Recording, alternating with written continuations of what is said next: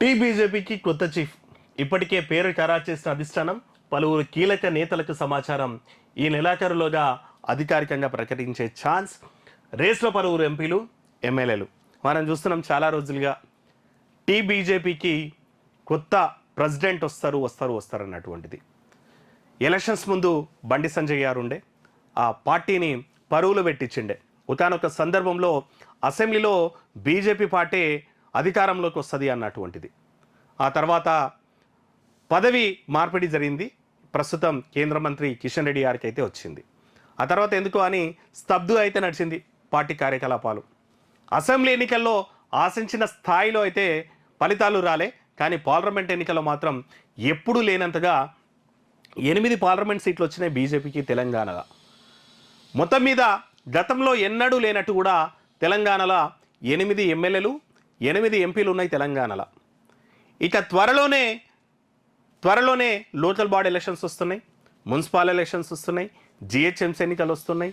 ఇవన్నీ కూడా జరుగుతున్న పరిస్థితుల్లో బీజేపీ ఎట్లయినా సరే వీటిలో పట్టు సాధించాలని అయితే ప్రయత్నిస్తుందన్నటువంటి మాట వినిపిస్తుంది.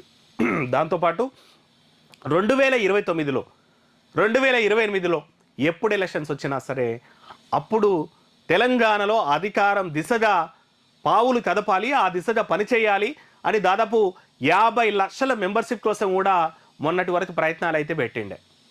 సో దాంట్లో కొంచెం అటు ఇటు అయితే జరిగినటువంటి నేపథ్యం ఉంది. వాళ్ళు ఆశించిన స్థాయిలో మెంబర్షిప్ డ్రైవ్ అయితే సాగలేదు, విజయవంతం కాలేదనేటువంటి మాట ఉంది.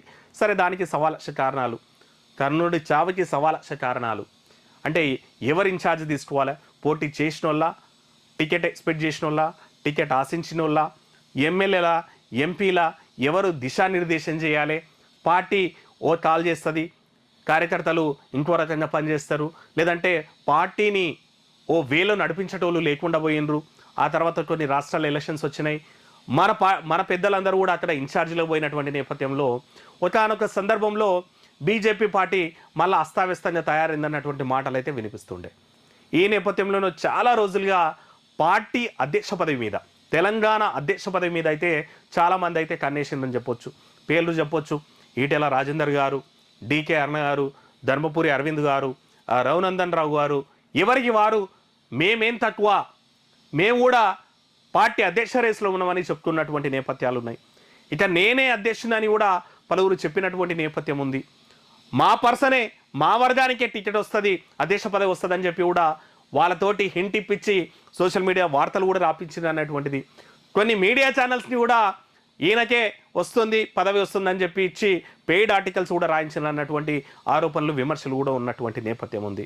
ఇంకా ఎమ్మెల్యేల స్థాయి నుంచి రాజాసింగ్ గారు, ఇంకో కొద్దిమంది కూడా మాకు కూడా అధ్యక్ష పదవి వస్తుంది అన్నటువంటి మాటలు అయితే చెప్తున్నారంట. అయితే 3-4 రోజుల నుంచి మనకైతే ఒక క్లారిటీ వస్తుంది.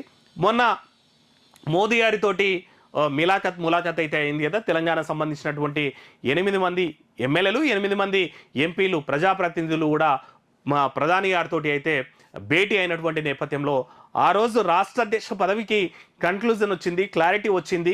రేపంతా తెలంగాణ మనదే, దానికోసం మీరంతా పని చేయాలి అన్నటువంటి సందర్భంలో అధ్యక్ష పదవి పేరు కూడా కన్ఫామ్ అయింది అన్నటువంటి మాట అయితే వినిపిస్తోంది. అతి త్వరలోనే అధ్యక్ష పదవి పీఠం మీద కొత్తోళ్ళు అయితే కూర్చోబోతున్నారంట. పార్టీని మళ్ళీ పరువు పెట్టించేందుకు కూడా రేపటి నాడు లోకల్ బాడీ ఎలక్షన్స్లో, మున్సిపల్ ఎలక్షన్స్లో, జిహెచ్ఎంసీ ఎన్నికల్లో తమ సత్తా చాటుతూ 2029 టార్గెట్గా మరి బీజేపీ రథసారథి, బీజేపీని నడిపించే పార్టీ అధ్యక్షుడు ఎవరో మరి కొద్ది రోజుల్లో తేలబోతుందంట. చూద్దాం మరి ఎవరు వస్తారో.